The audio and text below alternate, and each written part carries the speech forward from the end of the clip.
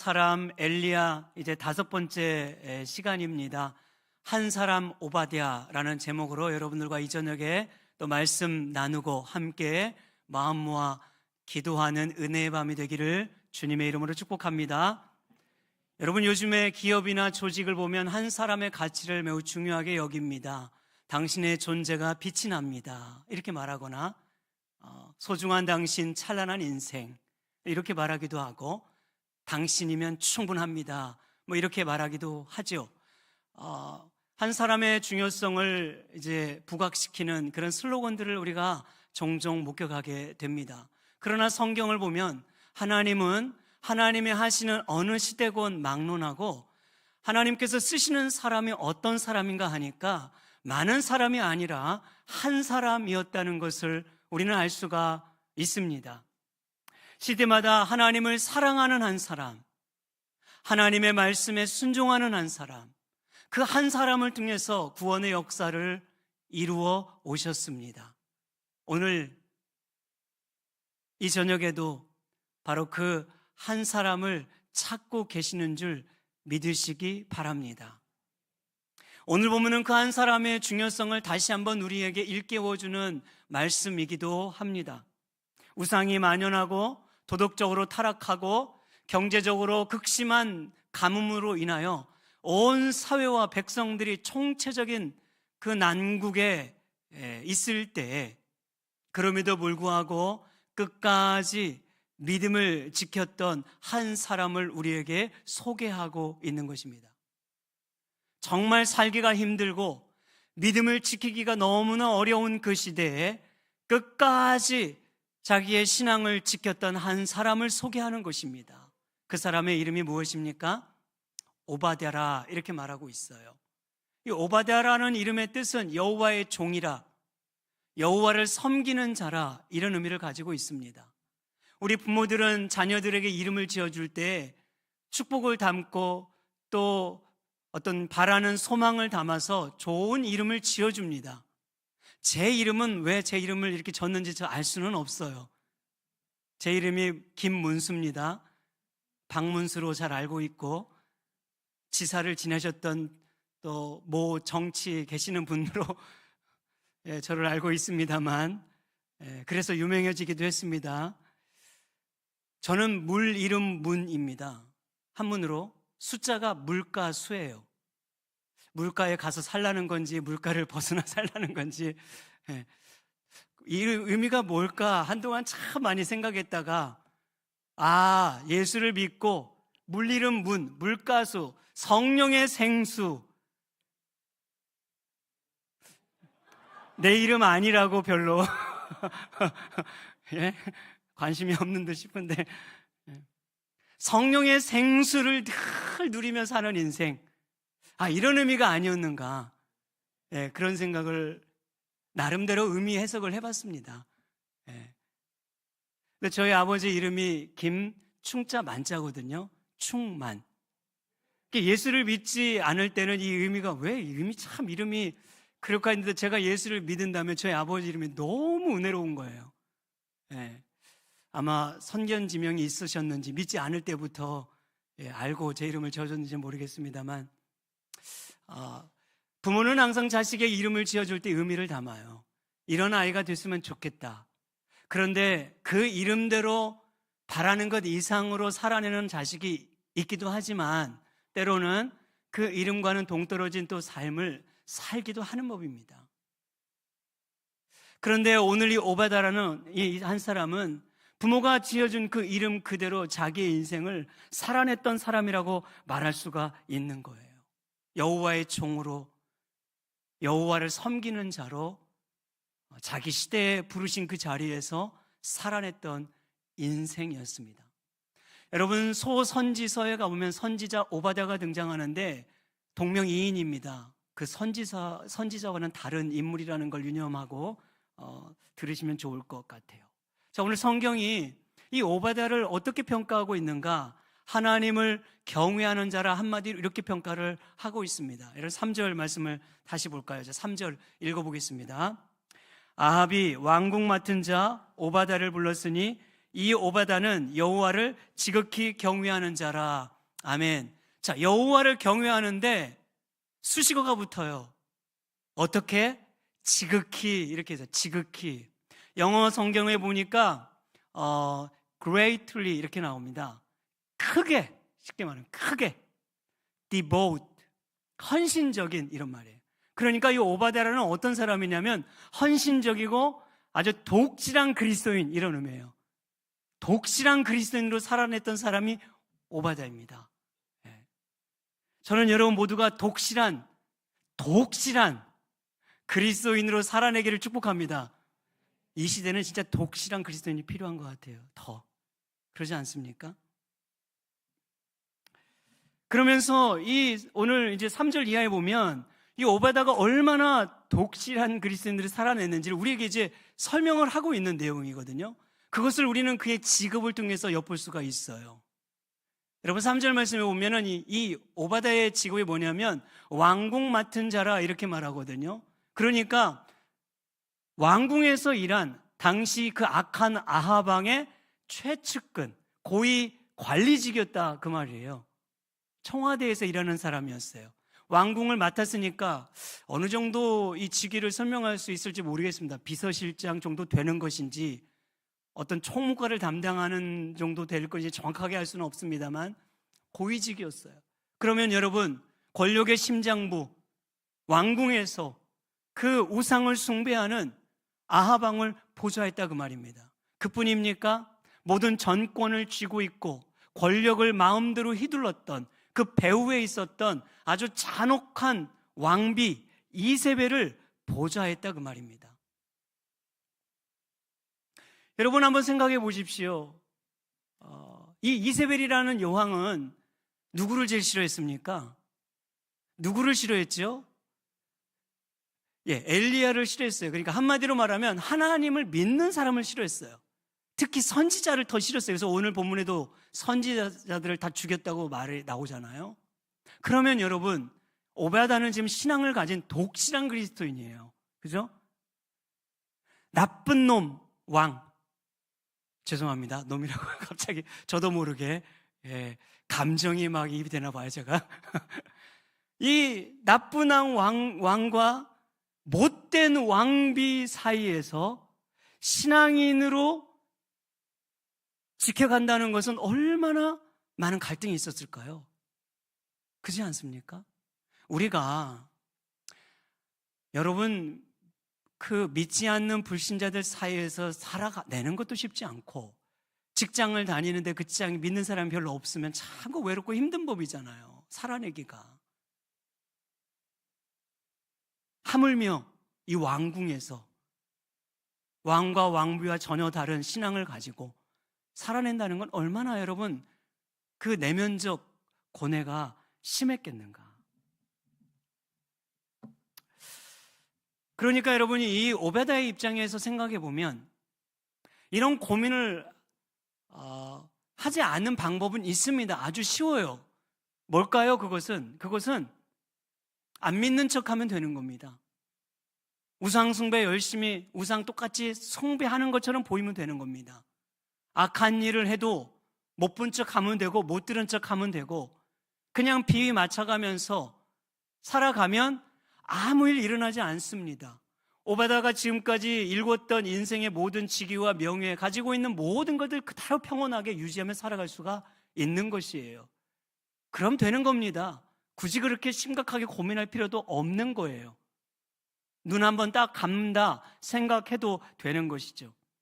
그런데 여러분 오바다는 이 신앙의 갈등에서 그 신앙의 고뇌 속에서 가만히 있을 수가 없었던 것 같아요. 그래서 그는 적극적으로 행동으로 옮깁니다. 그래서 독실한 그리스도인이라고 말하는 거예요. 여러분 4절에 보면은 뭐라고 말합니까? 자, 4절에도 보시면 이세벨이 여호와의 선지자들을 멸할 때 그랬어요. 이제 선지자들만 그렇게 잡아 죽이려고 하는 이 악한 왕비였잖아요. 그런데 그 가운데 당시 선지자들이 있었다고 말해요. 그죠? 100명의 선지자가 있었대요. 그 100명의 선지자들을 50명씩 두 그룹으로 나누어 가지고 굴에 몸을 숨겨준 거예요. 그리고 몰래 음식을 제공해 줬다고 이렇게 말하고 있는 겁니다. 사실 실제적으로 100명의 선지자가 있었다고 볼 수는 없어요. 왜냐하면 그때 당시 선지자들이 그렇게 많지는 않습니다. 엘리야 외에 뭐 몇 명 더 있을까 싶지 이렇게 많지는 않아요. 그런 면으로 추정해 보면 이제 열왕기하 2장 3장의 3절에 가 보면요, 당시는 그 선지자들을 훈련하는 선지자 학교가 있었습니다. 그러니까 아마도 이 100명은 선지자 훈련 학교에서 훈련받은 선지생도들이었을 것으로 이제 추정을 하면 더 자연스럽지 않을까 이렇게 생각을 해봅니다. 어쨌든 중요한 것은 무엇입니까? 오바댜가 이 100명의 선지생도들을 몰래 숨겨서 보호해주고 살펴주었다는 거예요.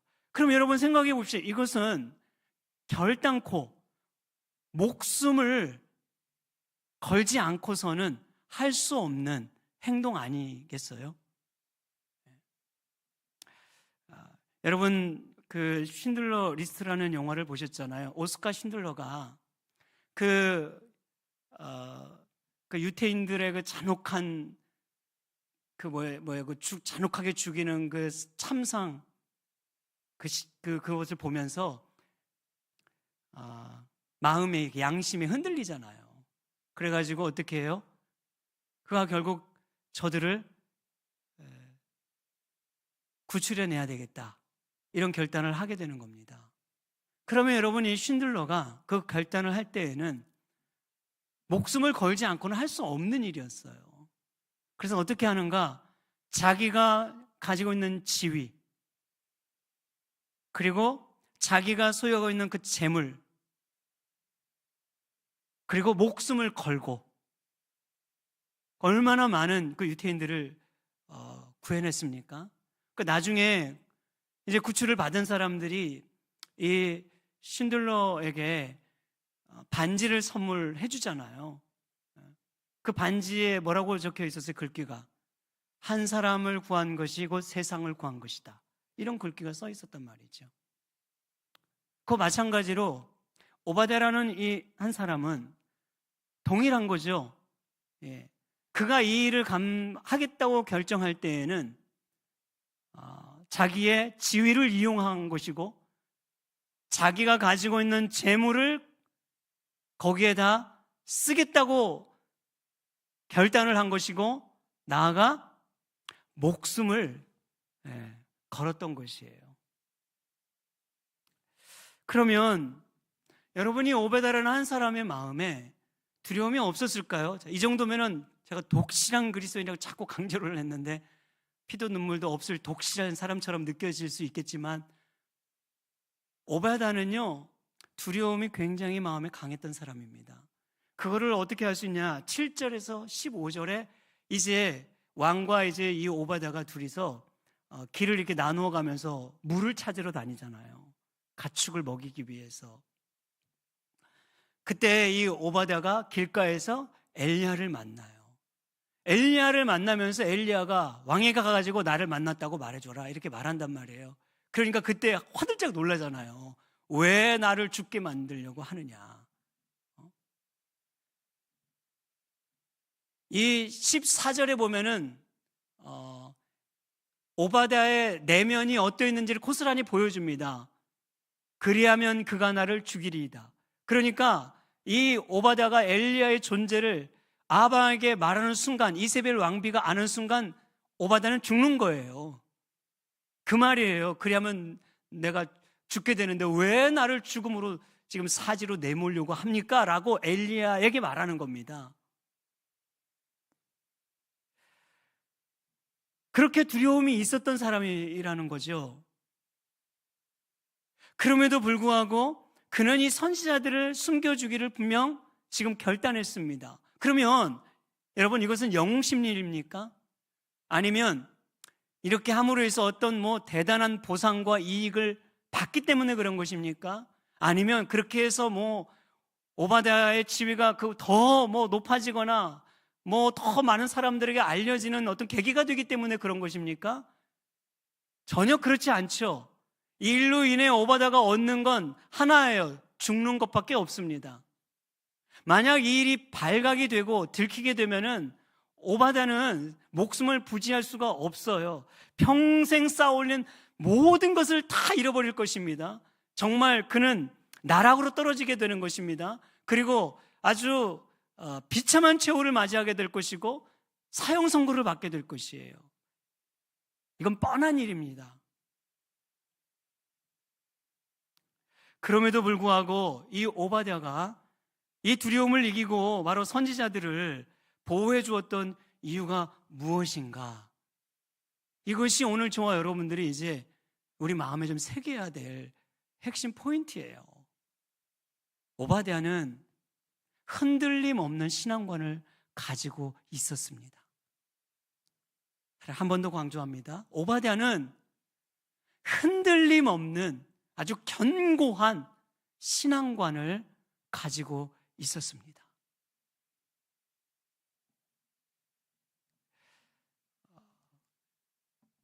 여러분, 이 오바댜의 신앙 시대를 상을 보여주는 게 뭐라고 말하는가 하니까 오늘 2절에 보면은요, 그 시대에는 기근이 많았다고 분명히 말합니다. 그죠? 기근이 심했더라 이렇게 말하고 있잖아요. 2절에.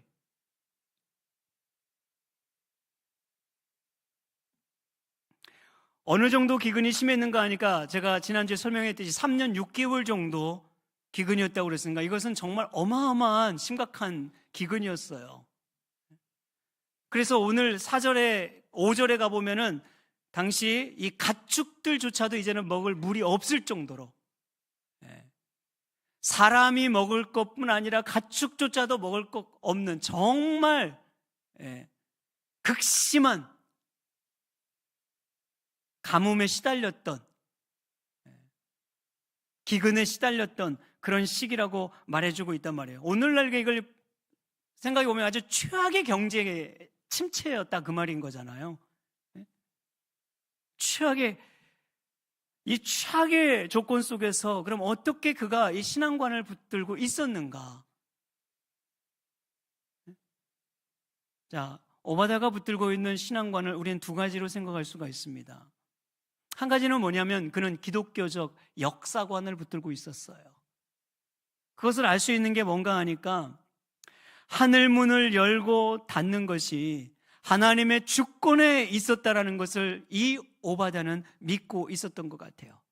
여러분 17장 1절에서 뭐라고 기록을 했냐면 이 시대를 말할 때 이렇게 말했습니다. 내 말이 없으면, 하나님의 말이 없으면 수년 동안 비도 이슬도 있지 아니하리라 이렇게 말했어요. 그리고 이제 18장 2절에 와가지고 뭐라고 말했는가 하니까 18장 1절에 여호와의 말씀이 임하여 이렇게 말해요. 내가 비를 지면에 내리리라 이렇게 또 말하고 있습니다. 자, 이 17장과 18장은 3년 6개월 정도가 지났다고 했지만 어쨌든 간에 하늘 문을 닫으시는 분이 누구예요? 하나님이라고 말하고 있는 거고 그 하늘 문을 다시 여시는 분이 하나님이라고 말하고 있는데 이 오바댜는 하늘 문이 닫고 여는 이 주권이 하나님께 있고 하나님의 말씀에 있다는 이 기독교적 역사관을 붙들고 있었다는 사실입니다. 역사를 하나님께서 운행하고 계신다. 이것이 오바댜가 견지하고 있는 신앙관이었어요.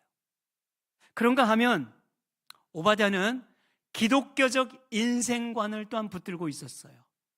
그것은 뭐는가 하니까 먹고 사는 우리의 모든 인생사 또한 하나님의 손에 달렸다는 걸 믿었던 거예요. 그래서 하나님이 하늘문을 열어 비를 내려주셔야 먹는 거잖아요. 그런데 닫아서 비를 멈추면 우리는 굶는 것이고 열어서 비를 내리시면 사는 것인데 그 일이 누구께 달려있다고 말하죠? 하나님의 손에, 하나님의 말씀에 달려있다 이렇게 말하고 있는 것입니다. 인생의 문을 열고 닫는 권세가 하나님께 있다는 기독교적 인생관을 붙들고 있었습니다. 여러분 제가 한 번 더 강조합니다. 오바댜는 어떤 신앙관을 가지고 있었는가 하니까 최악의 경제 침체 속에서, 가장 힘든 그 시대 속에서도 기독교적 역사관과 기독교적 인생관을 붙들고 있었어요. 여러분, 오늘 우리가 살아가는 이 시대도 결코 녹록지는 않지 않습니까? 요즘에는 얼마나 이 경제 침체가 정말 지속되고 있고, 코로나 시기를 지나오면서 정말 이것은 말로 표현할 수 없을 정도로 한국도 아주 심각한 그 위기를 지나왔고 지금도 지속되고 있는 것 같습니다. 여러분, 하루아침에 취업난을 겪으면서 구조조정을 당하고 잘 일궈졌던 회사가 부도를 당하고 잘 다녔던 회사에서 해고를 당하고, 그래서 하루아침에 정말 완전 거리에 나앉게 되면서 렌트비 걱정, 먹고 살 거 걱정해야 되고 학원비 걱정해야 되고 보험비 걱정해야 되고, 정말 살 길이 막막한 상황에 놓여 있을 때가 있단 말이에요. 우리는 그럴 때마다 내 삶이 뭔가, 도대체 내가 이 인생을 어떻게 살아야 되는가 하는 인생의 비관적인 마음을 놓지 않을 수 없죠. 그 인생에 대한 아주 그 비관적인 생각을 갖게 된단 말입니다. 그럴 때죠, 인생의 최악의 위기에 있을 때 그 인생의 최악의 위기를 극복할 수 있게 하는 것은 환경이 좋아서가 아니고, 환경이 다시 회복돼서가 아니라, 경제가 다시 회복돼서가 아니라 하나님을 향한 흔들림 없는 신앙관을 붙들고 있을 때요.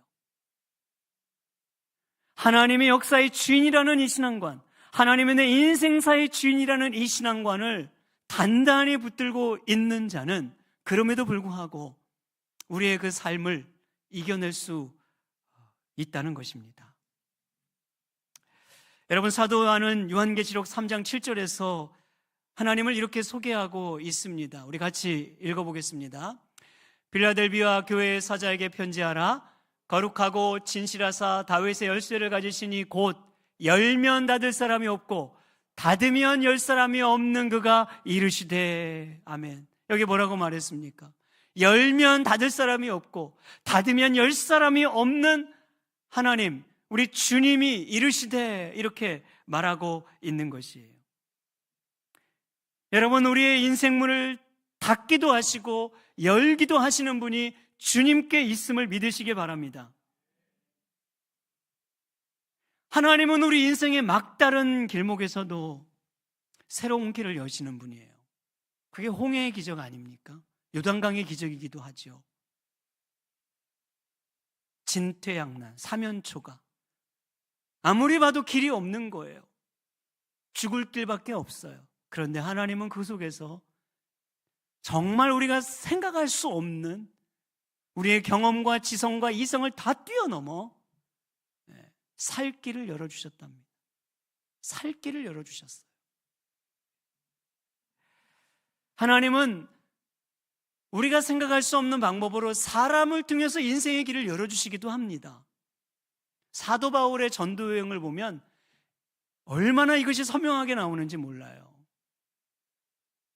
그는 늘 외롭고 고독하게 영적 그 황무지를 개척하는 그 삶을 살아내지만, 하나님은 정말 뜻하지 않는 장소에서 뜻밖의 만남을 예배하게 하신단 말이죠. 사람을 통해서. 빌립보 지역에서는 자주장사 여인 루디아라는 여인을 만나게 하시고, 고린도 지역에서는 브루스길라와 아굴라라는 부부를 만나게 하시고, 그건 그의 계획이 아니었습니다. 하나님이 그 만남을 예비하셨고 길을 열어주신 거란 말이죠. 그래서 바울의 그 복음 전도가 얼마나 힘을 냅니까? 그 동역자들을 통해서. 여러분, 그와 반면 또 하나님은 문을 열어주시기도 하지만 닫는 분이기도 해요. 바울이 아시아로 가기를 원했어요. 그곳에서 복음을 전하기를 원했지만 하나님은 그 길을 닫고 유럽의 길을 열어주지 않았습니까? 하나님은 때때로 내가 원하는 문을 닫기도 하십니다. 그것은 하나님이 원하시는 문을 보게 하기 위함인 거예요. 하나님은 때때로 내가 가지고 있는 꿈을 닫기도 합니다. 그것은 하나님이 계획하시는 비전을 보게 하시기 위함입니다. 하나님은 때때로 우리 인생의 건강의 문을 닫기도 합니다. 그것은 내 인생의 내 힘과 내 능력으로 살아갈 수 없다는 것을 알게 하시기 위함입니다. 하나님은 때때로 우리 인생의 호흡의 문을 닫기도 합니다. 그 이유는 하나님은 우리 인생의 생사화복의 주권자임을 깨닫게 하시기 위함인 거예요. 닫는 문도 여호와시고 여시는 문도 여호와시고, 닫아도 그래서 하나님의 은혜인 것이고 열어도 하나님의 은혜인 것입니다. 우리의 인생은 그렇게 하나님의 주권 안에 있다는 것, 이것이 바로 기독교적 역사관이고 인생관입니다. 오바댜가 이 신앙을 붙들고 있었습니다. 여러분, 인생의 17장, 열왕기상 17장의 문을 닫으시는 분이 하나님이시기도 하지만 인생의 18장의 문을 여시는 분도 하나님이신 거예요. 여러분, 오바댜의 신앙은 얼마나 놀라운 신앙인 것입니까? 얼마나 정말 그 신앙은 깊은 것이었습니까? 흔들림 없는 신앙 아닙니까? 정말 부러운 신앙 아닙니까? 저는 너무 부럽더라고요. 오바댜를 묵상하면 할수록, 이 대목을 읽으면 읽을수록 너무너무 정말 멋지다, 너무너무 대단하다. 그러나 하나님은 오늘도, 지금 이 순간에도 저와 여러분을 통해서 이 오바댜와 같은 신앙을 갖기를 원하시는 것입니다.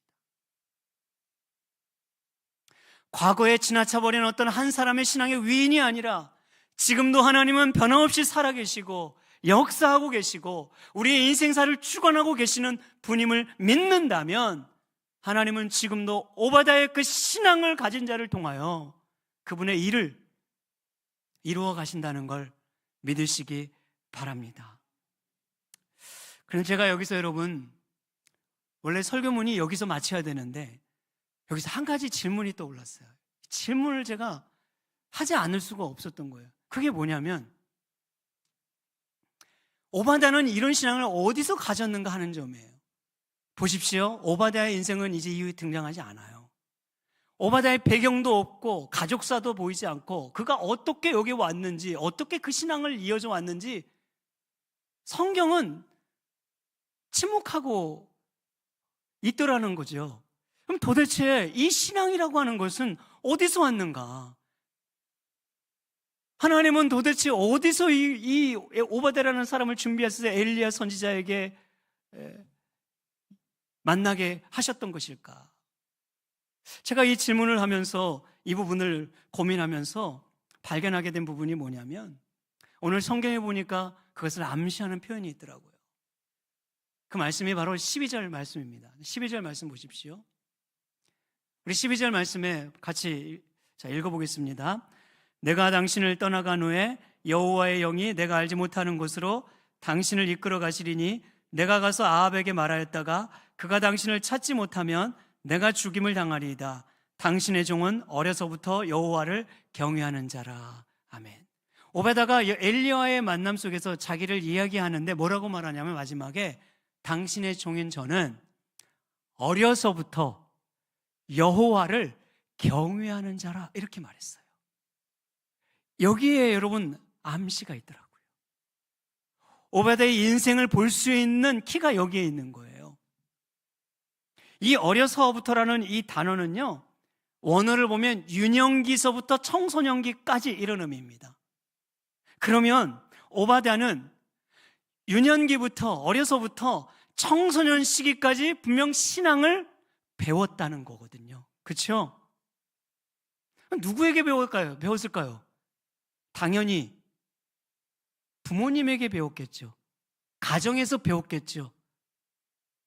아니면 혹 오늘처럼 교회 학교는 없었으니까 이런 학교를 통해서 배웠는지는 모르겠습니다만, 우리가 떠올릴 수 있는 건 가정에서 배웠다는 걸 떠올리지 않겠습니까? 신약에 가보면 디모데를 뭐라고 말하면, 디모데의 신앙을 이야기할 때 디모데는 외할머니와 어머니로부터 거짓 없는 믿음을 배웠다, 순전한 믿음을 배웠다, 이렇게 말했어요. 그런 면에서 보니까 이 오바댜도 분명 할머니를 통해서 배웠을 수도 있고, 할아버지를 통해 배웠을 수도 있고, 아니면 부모님을 통해서 배울 수도 있어요. 분명 가정을 통해서 이 여호와를 경외하는 신앙, 기독교적 역사관과 기독교적 인생관을 배워왔다는 걸 우리는 충분히 추측할 수가 있습니다. 우리는 그 부모의 이름을 알 수는 없어요. 19장에서 바알에게 무릎 꿇지 않는 7,000명이 있었다고 한 걸 보면 분명 이 오바댜의 가정은 7,000명에 속해 있었던 것이 맞는 것 같습니다. 그러니까 여러분, 우리는 여기서 중요한 교훈 한 가지를 배우게 되는 거예요. 오바댜의 신앙이라고 하는 것이 바로 가정에서부터 시작됐다는 거예요. 가정에서 이 신앙교육이 얼마나 중요한가를 보여주는 대목 아니겠습니까?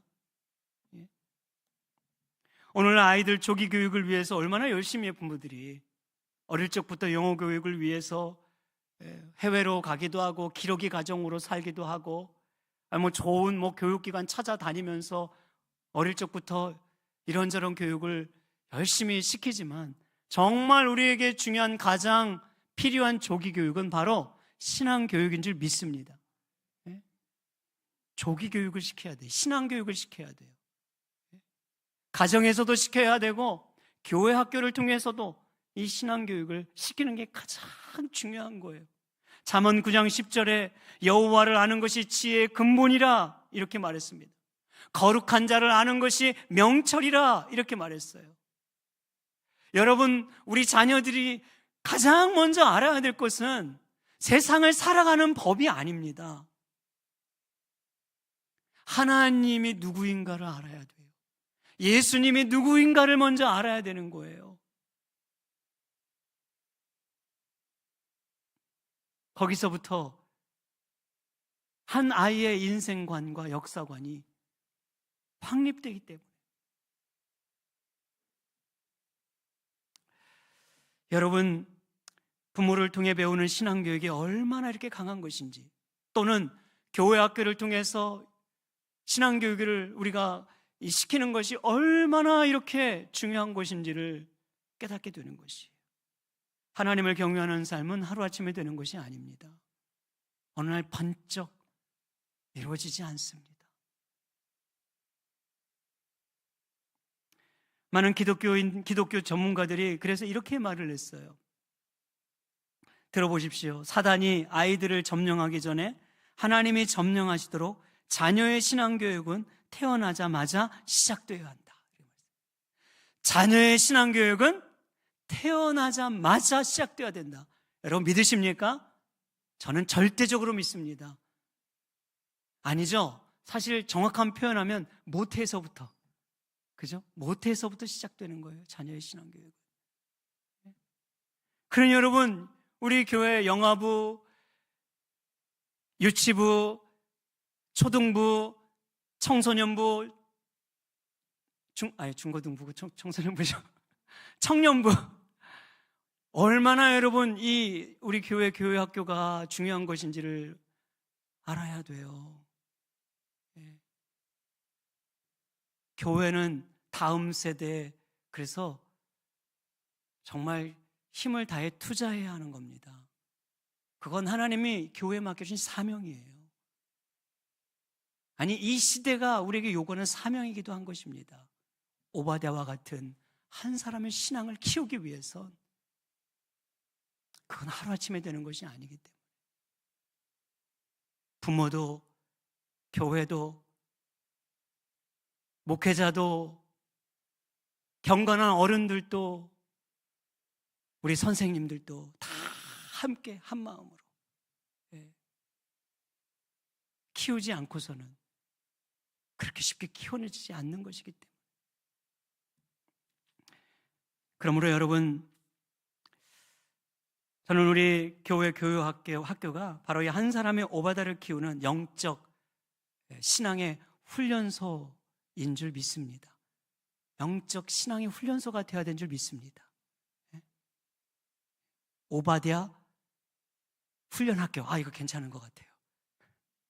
예. 근데 좀 이름이 조금 부르기가 쉽지가 않아가지고, 예. 발음이 좀 꼬여요, 항상. 오바댜 하려니까. 사랑하는 여러분, 우리는 다음 세대 아이들에게 하나님의 나라의 비전을 품고 하나님 나라를 위해 헌신하는, 하나님의 사람을 세워나는 일에 더 힘써 우리가 할 수 있는 일을 다 해야 되는 줄 믿습니다. 이제 말씀을 맺습니다. 이름 없는 부모의 신앙 훈련이 한 아이의 인생을 위대하게 만들었습니다. 한 사람의 교사의 사랑이, 이름 없는 한 사람의 교사의 사랑이 한 아이의 삶을 위대하게 키워내는 것입니다. 우리는 이 일을 위해, 아이들을 위해 기도해야 하고, 그 아이들을 위해 예배의 중요성을 일깨워주고, 하나님의 말씀이 얼마나 중요한지를 일깨워주면서, 얘들아, 하나님은 지금 살아계신다. 역사의 주인이 하나님이시야. 우리의 인생이 하나님께 달렸어. 너의 인생이 하나님께 있는 거란다. 우리는 그렇게 기독교적 역사관과 기독교적 인생관을 이 아이들에게 끊임없이 전수해 주어야 할 것입니다. 그럴 때 저는 우리 사명의 교회, 우리 교회 학교 교육부서를 통해서 이 위대한 한 사람의 오바댜가 세워줄 수 있으리라 믿습니다. 우리 같이 우리 말씀 생각하면서 기도했으면 좋겠어요.